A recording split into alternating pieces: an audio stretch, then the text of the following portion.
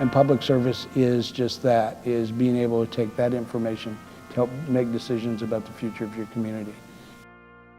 So one of the things that I was going to talk to you tonight about was, and I'm going to call this, so you want to be mayor. You ever wake up someday and say that to yourself? Any of you ever say that? Well, I'm telling you what, in about 1981, I said it. And you know what? I said, yeah, I can do that. Anybody can do that. Surely I could do that. And I thought to myself, I wonder how you go about doing that. And, you know, I got involved with a number of things. You know, in 1981, Lawrence was going through a time. It was going through a time of development. And we were talking about commercial development. And we were talking about something called a cornfield mall that was out in the south end of Lawrence on South Iowa Street.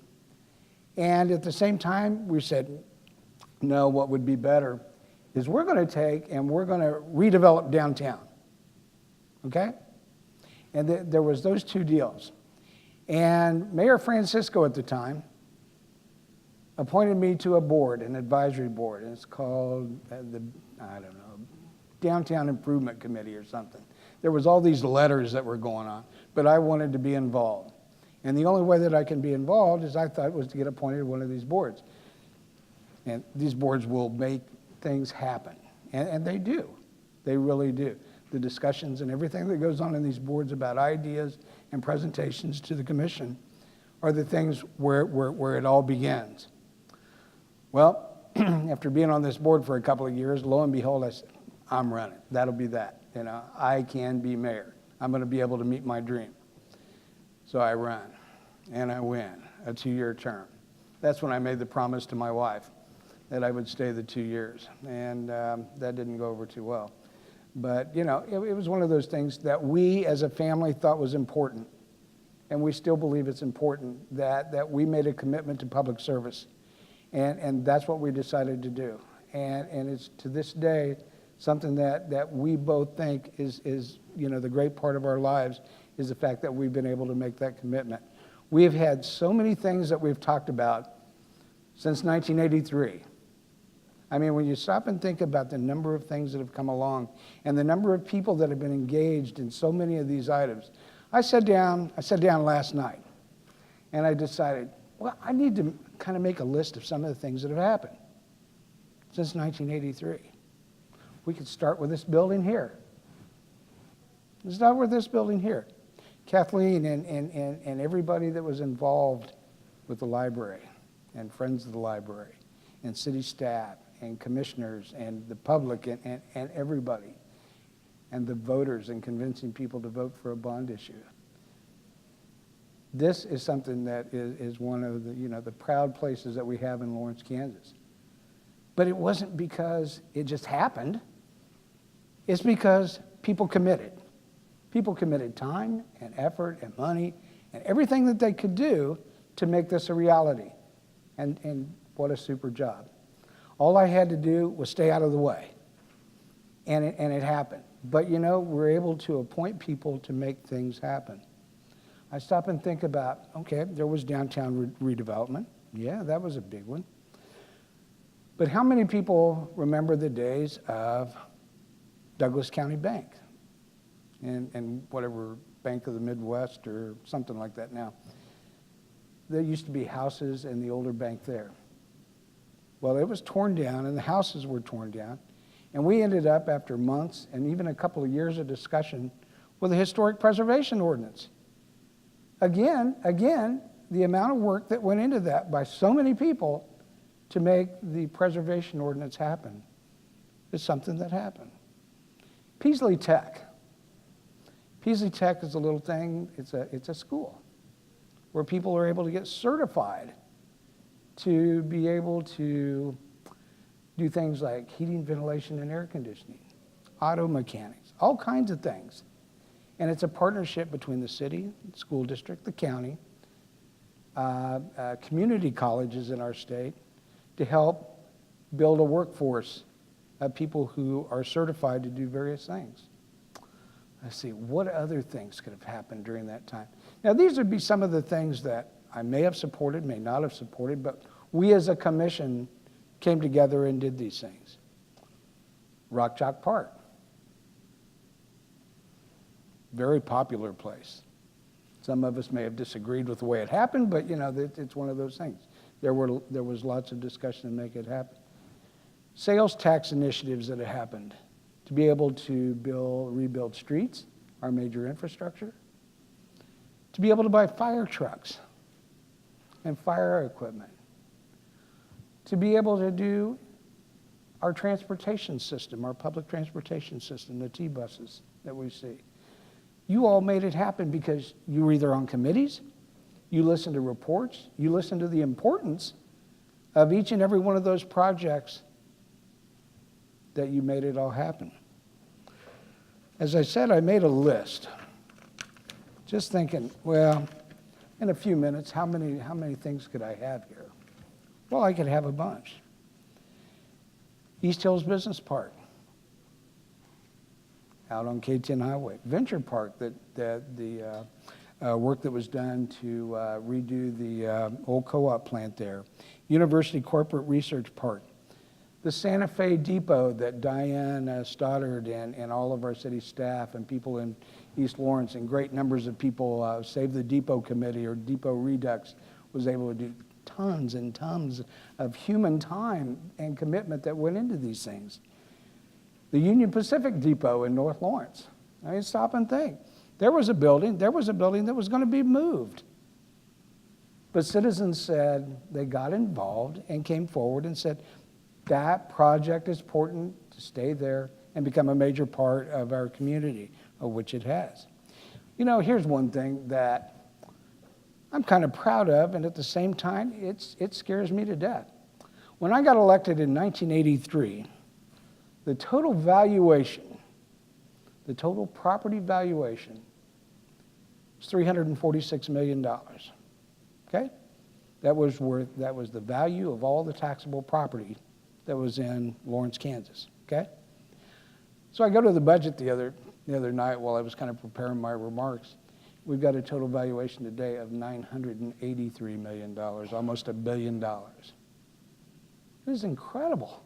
It is incredible. The way that we've grown, you know, the way that things have moved ahead, but that's where we are today, we as a community. Our population has grown.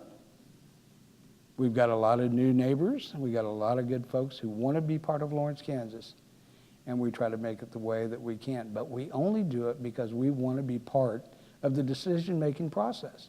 That's what it's about. How many of you serve on any city committees? Okay?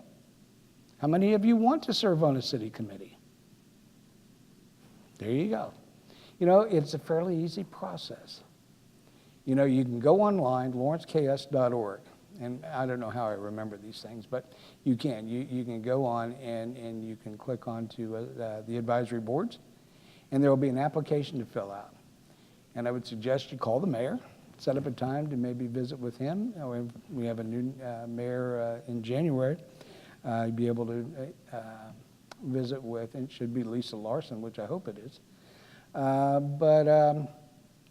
be able to visit with them about the interests that you have.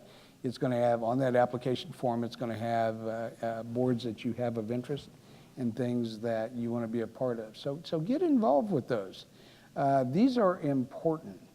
Go back and if you study time and look at the recommendations that come from the advisory boards, and just for an exercise, go through the minutes of the meeting where a public board, an advisory board, made a recommendation to the city commission, and look and see how many times the commission did not take that recommendation. I can't remember ever doing it. That's how powerful those boards are. That's where decisions really come from. That is why it is important really to be a part of that process. You know, if you want to get involved, that is the best way to do it. Or the next best way to do it, join your neighborhood association. Join organizations that put people in places that they want to be a part of this. The League of Women Voters, I know, they all the time looking for people to be a part of the process. You know, we use the word transparency today. It's the greatest word in the history, I think, of government. I hope we use it correctly. I really hope we use it correctly. I want people to understand, and I really believe that I spent my career on making sure that people had access to their government, who would learn how to be able to use the building that they pay for. You know, in 1983, I decided to run for office. I'm telling you that half of the time that I spent was telling people that the reason I ran was because I thought downtown was a lot more important than the development of a cornfield shopping center. And I still believe that. But at the same time, one of the reasons that I ran is I had an individual come to me, and this lady was a friend of my grandmother's, and she was asking me about how she was able to do something at City Hall. Okay? Simple question. But I realized she was asking me the question because she did not know how to access her government. She did not know how to access her government, and I thought, I can correct that. I can correct that. I can stand in the window of a little barbershop on Massachusetts Street, and I can make sure that I'm accessible to anybody that walks in, anybody that needs help on any kind of decision. I understand what my calling was on the commissions that I served on, is making sure that I was accessible. All of the other commissioners did the same thing. They always made themselves accessible. You know, we look at how times have changed. You know, I can sit here again and I can talk to you about the many things that have happened over time. I talk about maybe the biggest decision as a commission member that I ever was a part of. And what would any of you think that decision might be? Anybody have any guess? What would be the biggest decision that you think that would have happened since 1983? Well, I'm going to tell you. The one that I think, anyway, and then you can all guess from there, was the extension of 15th Street from Monterey West to Drag Strip Road. And the reason that I say that, and I mean, let's stop and think of what happened at that point. Okay, here I am. I'm a 29-year-old commissioner. I know everything there is to know about Lawrence, Kansas, as long as it's where I pay my water bill. That's about the only part I knew at the time. But no, I really got to understand the importance of City Hall on that vote. That vote, because of that decision of building that street west of Monterey Way, it opened up so many things. Not because we paved 4 lanes of roadway. Not because we paved 4 lanes of roadway. Because we extended sewer, water, gas, sidewalks, you name it, we extended it that way. Telephone lines, you name it, it all went west.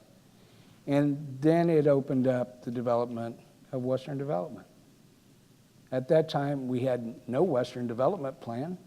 The Western Development Plan didn't come until after the time that the street was built and it was extended. But when we stop and look at it, the importance of that movement of roadway going west expanded our community to the west to Wakarusa Drive, or what we know as Wakarusa Drive today. And now we look at all the housing, the businesses, the schools, anything that's there is because of that street and that development. It's important at that point to make sure that we are involved in that decision-making process, and that we as a community, you know, and we had countless meetings about that roadway extension. But one of the things is that as we go through that process, we see the expansion of concrete, we see the extension of utilities, but then there's the other part. Did we plan for the future correctly? What's going to be the other needs? Well, you need more police officers, you need more fire departments, you need more, it just goes on and on and on. So that is the importance of getting involved and, you know, being part of all of these things. Going back to the appointments of the boards, The mayor is always looking for people to serve in those positions. Believe me, it's probably the most important part of being the job as mayor, is being able to look for people, find people, and place them in a position that they feel comfortable and want to be involved with. When you look at 32 or 33 boards that people can participate in, 40 boards now, well, there we go. The number's growing. We look at the number of boards that we have today. It takes a lot of people to be able to serve on those boards, and and it takes a while for people to gear up. But you know, it's one of the most rewarding jobs that you can get into. And after that, then you might want to become part of the elected process. Now that's a whole nother deal. The elected process is something that that can be the most exciting time of your life. I mean, it really can. You get the opportunity. I sit there and I think, okay, here I am. I'm a little guy that cuts hair in downtown Lawrence on a daily basis. That's my job. It's something that I'm very proud of. I work in a barbershop that my grandfather owned, my dad owned, and I own. And I think about this, and I'm pretty proud of that. But here's the other part of the deal, is that I remember when I decided to run the first time. I hadn't quite talked to my dad about this. I probably should have talked to him first because he was my employer. But I had heard that day, and you know, there was probably another little deal that I forgot to tell you about when I decided to run. On the, I think it was filing deadline day or something like that, I'd seen that my old buddy Bob Shum was going to run, and so I said, I can beat Bob. That'd be easy. And so I went down and filed, and I came back, and Dad said, what did you do? And he said, of course, by then he had heard Hank Booth on the radio. At that time, they had news at noon. And so I said, I just went to lunch. So he found out that I was running, and at that point, he knew that we were going to lose our business. So, all bets were off at that point, but it ended up being okay. But no, I have enjoyed the process. I love running for office. I really love running for office. I think that is one of the most rewarding things that you're able to do. If you ever get the opportunity, I encourage you. I'll pay your fee, and I'll go to door with you and all that fun stuff that you got to do. And it's just the neatest thing. I always tell people when you're running for office, and people find this hard to believe, but it's probably the only time that I've really found in your non-elected life, as I tell people, that other people really care what comes out of your mouth. And everybody says, well, what do you mean? I said, well, because after you get elected, I had people come up to me and say, I voted for you. Now here's what I think. And I think that that's true, because at that point, you've got to understand you are a public servant. And public service is just that, is being able to take that information to help make decisions about the future of your community. And that's really what it's about. I've had the luxury of being able to serve on 2 different boards. I've served on the Lawrence City Commission, and I served on the Douglas County Commission. And I did it's kind of an interesting deal. I served from 1983 to 1988 on the Lawrence City Commission. I served 2 terms as mayor during that time.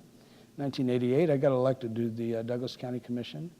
I started serving at the end of 1988 because I filled an unexpired term of former Commissioner David Hopper, who passed away right before I was to be seated in the seat that I won, which had been his.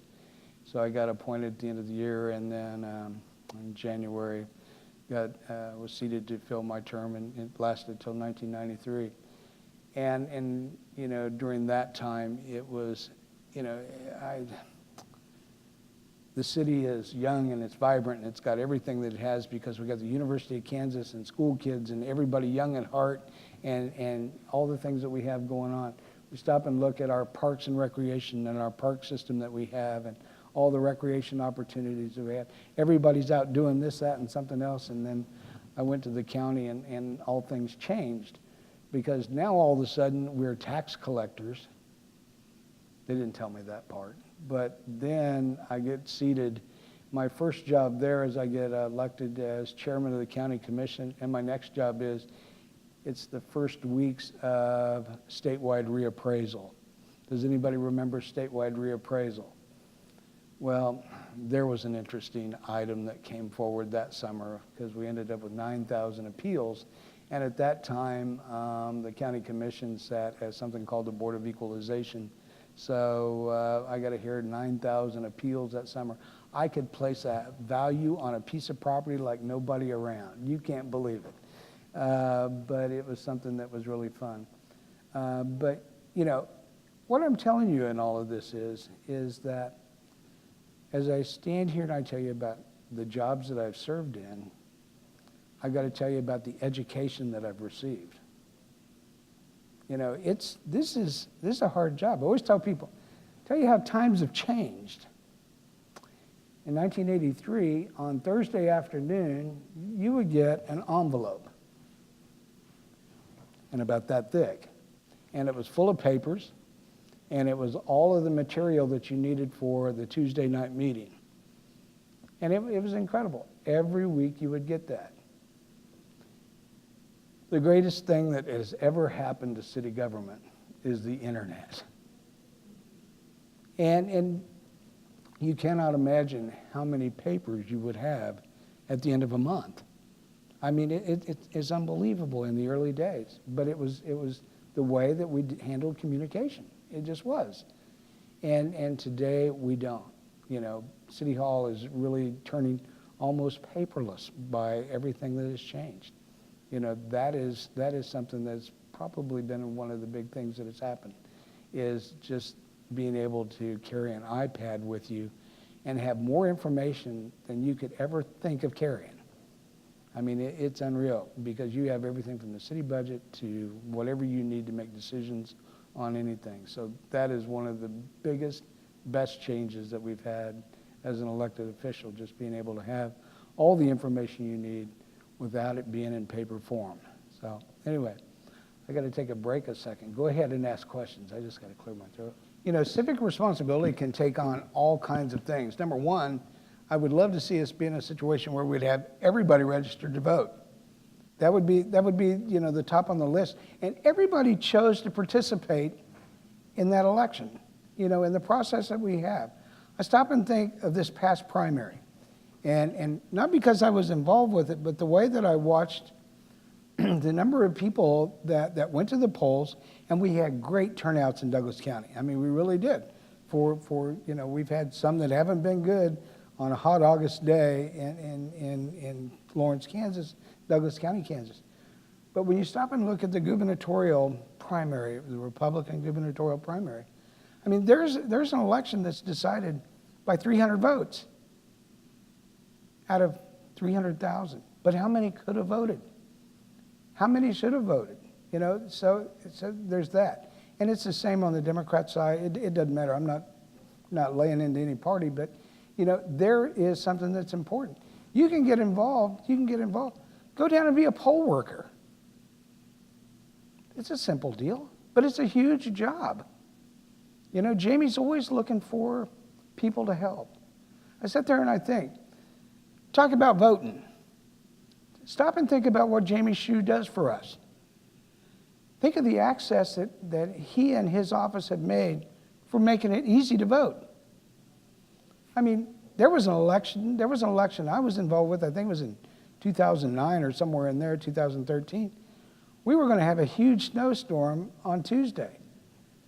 Jamie opens the courthouse up on Sunday. We all go down and stand on a nice sunny day and then watch it snow big time on Tuesday, but just to make it available for everybody. We have a responsibility. We have a responsibility not only to show up, but be involved. Be involved with campaigns. Go help somebody. You got a friend, you got an acquaintance, you got a neighbor that wants to be able to carry out the things that are important to you. Go help them. There's ways that you can get involved. You know, Mark, I can tell them to be involved in any way possible. I ask you to put a sign up in the yard. It's simple. It's simple. But it's that kind of stuff that makes a difference. There's a number of ways that we can get involved and should get involved. And I hope we all take it serious. Well, this isn't a question. It's kind of to piggyback on what you said about the advisory committees. I know that the chamber and the city really advocated and worked at recruiting seniors here as an economic development item. And I think the seniors in Douglas County are the fastest growing in the state. And yet we've got multiple committees that we can't fill, the Advocacy Council on Aging, the JAAA, and those are, we're begging for people to serve on those committees. And I see a few other people here with light colored hair, gray or white, that could volunteer for those committees. And I think that, like you said, that's where it starts. That's where the ideas come from that get to you all that make the decisions. So just would appreciate folks volunteering for those committees. And I think we're finding more and more people that are getting involved. And as I have now graduated to be part of that demographic of the community, which I thought, God, that's never going to happen, but it did. You know, one of the things that I did notice in the last term that I have as mayor, and trying to make sure that I had a very balanced board, you know, with ages and you know, any kind of cross-section of community that I could get, is one of the things that I find is that as we get older, we're still working as much as we ever did, you know, and I think that that's one of the things that's kind of holding some people back from getting involved. So, you know, and I'm not saying that that's an excuse for anybody, but there are people that are doing those kind of things and still being involved with a number of things. You know, like I say, you know, you can be involved in so many different things, and it can be as simple, and it's not simple, believe me. I went through a time in my old neighborhood this last year where there was an apartment complex that wanted to be built behind our houses out north of Holcomb Park. And watching a neighborhood organization grow from not being there last September to take on a process, and I'll call it a process, and watch. We had people that stepped up and served in so many ways, because all of a sudden there was something that they felt was being taken away from them. And I think that's one of the things that's easy to sell in a number of ways. When we stop and think about, I don't think that we understand the importance of our voting power. I don't think that we understand that. We were talking earlier.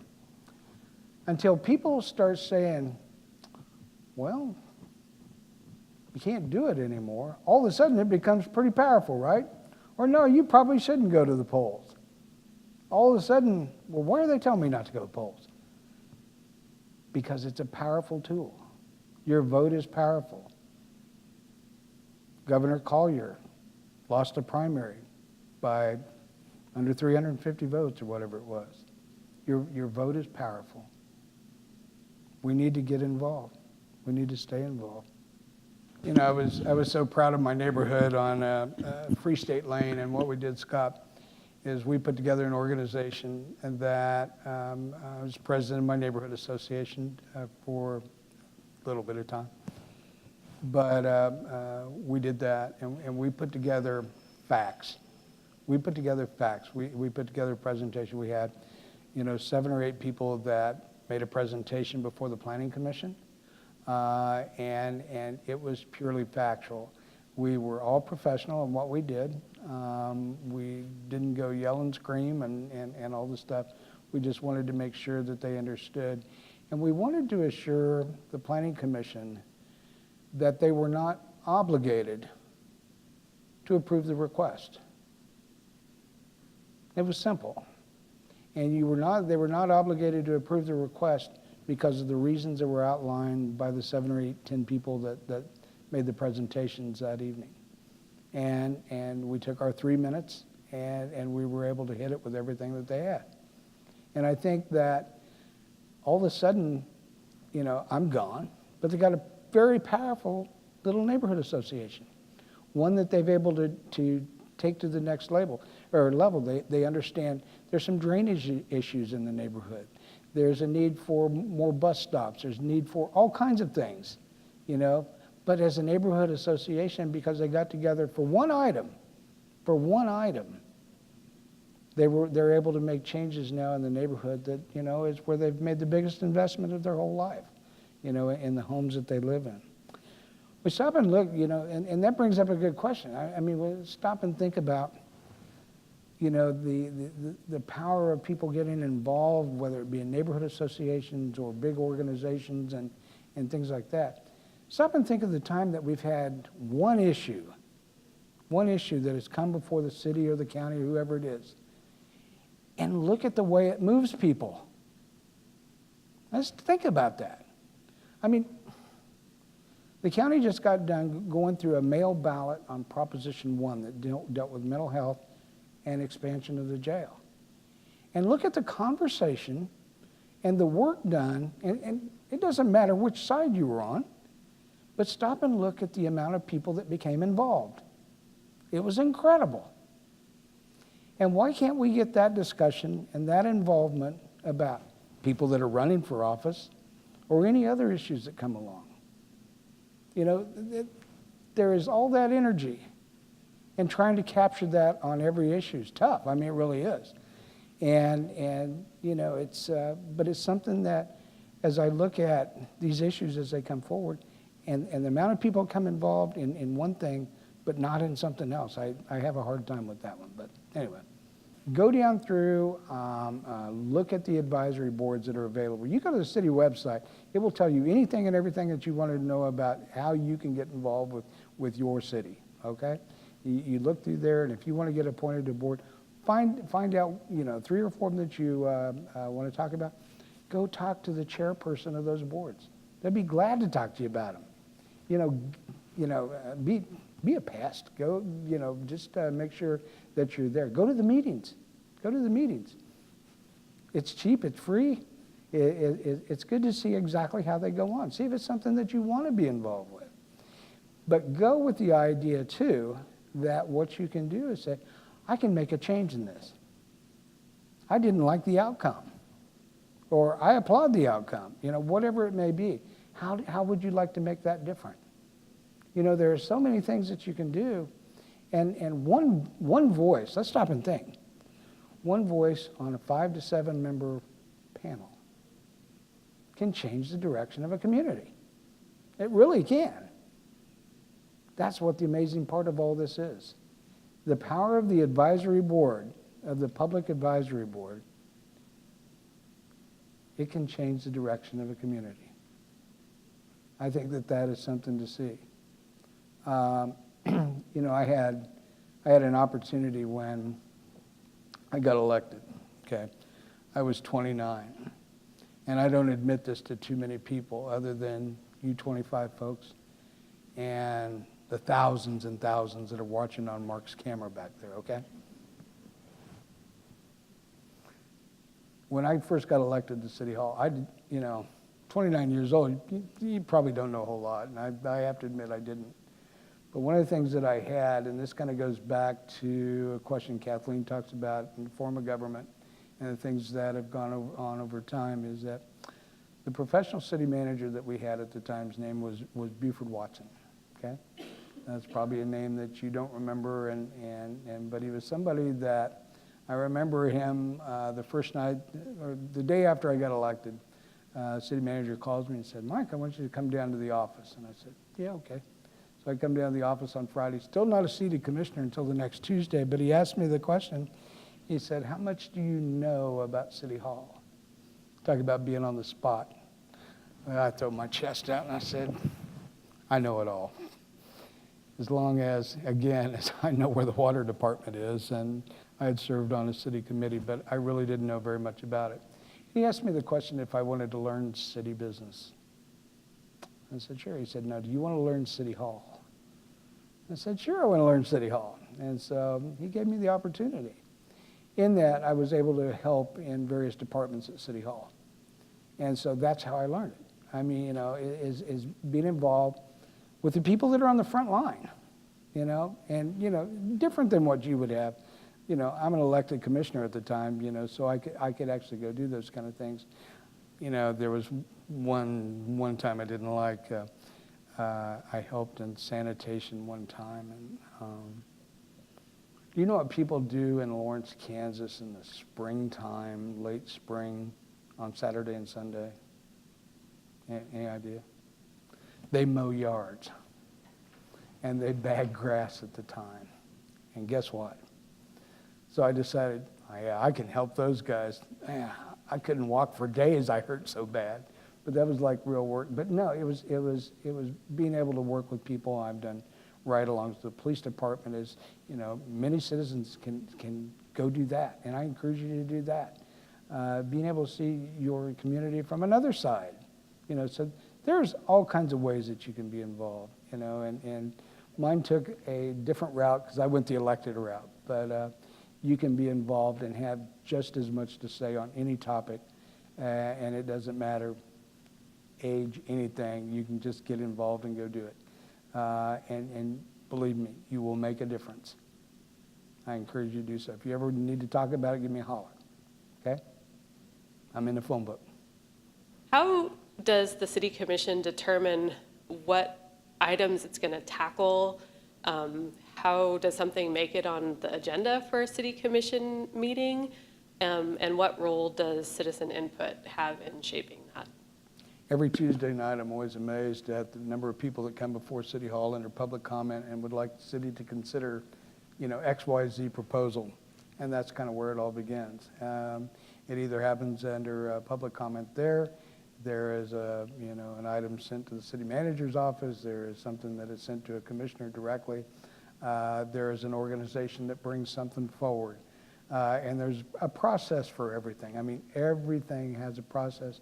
And one of the things that's extremely important and as part of that process is citizen input. It's got to have citizen input. I spent the last 4 years of my life chairing being an assistant chair of a committee to relook at Horizon 2020, our comprehensive plan. And I remember the mayor that appointed me to that board said, don't worry, maybe a year. 4 years later, because of the process that we decided to take on, because it's our comprehensive plan. It's the way that we want to look in the future. It's the expectations that we're going to have for how we plan to expand or what we're going to look like development-wise, on and on and on. But, that process is still going on, and it's supposed to go, that document now is to go before the city, the county, and the planning commission in the next month to 6 weeks. And it's going to be good. It's going to be good. Is everybody going to agree with it? I would bet you all, whatever, no, that there's no way. But it's going to be good because of the process that was followed. So when somebody brings something forward, it's first of all, it's got to have a support of a majority of the commission to move forward. When the commission as a group has to be able to say, city staff, would you look at this?